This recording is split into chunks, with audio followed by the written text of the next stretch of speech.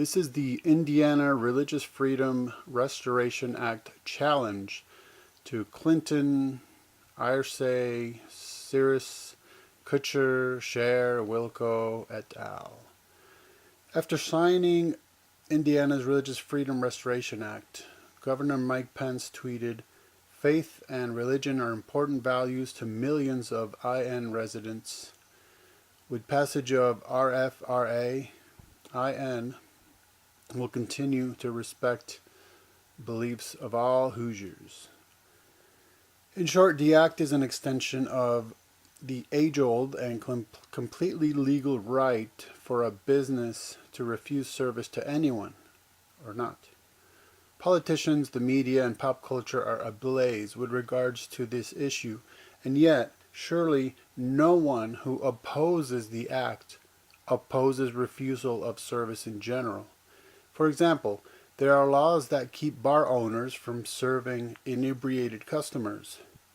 That is perfectly acceptable discrimination because fill in the blank with your favorite reason, such as endangerment of lives, etc. What if a man walks into a fine dining restaurant wearing nothing but a Speedo and is asked to leave?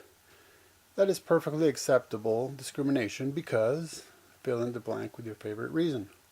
What if a dirty and smelly homeless person wants to enter a Hillary Clinton event? Or a person spewing loud expletives out of their mouth demands to stay in a movie theater showing a children's movie? The examples could go on and on and on and on and on they go. The point is that everyone accepts one or another form of discrimination, but some forms are not deemed to be politically correct de jure. And thus, it is acceptable to discriminate against those found guilty of un-PC discrimination. Here's a small example of celeb tweets and actions against Indiana. Hillary Clinton tweeted, "Sad this new Indiana law can happen in America today. We shouldn't discriminate against people because of who they love." San Francisco and Seattle mayors and Connecticut and Washington governors have put a hold on government travel to Indiana. Laurel Davila, a commentator on a progressive radio show, a progressive is a liberal who is ashamed to admit it, tweeted, "Silence is consent." The NCAA, headquartered in Indianapolis, is due to host their Final Four basketball game in Indiana, but will change it to elsewhere in the future. The NBA, WNBA, and the NFL have also been critical. Indianapolis Colts owner Jim Irsay tweeted, "The Colts have always embraced inclusiveness, tolerance, and a diverse fan base. We welcome all fans to Colt Nation. One family." The band called Wilco canceled the concert that was due to take place in Indianapolis.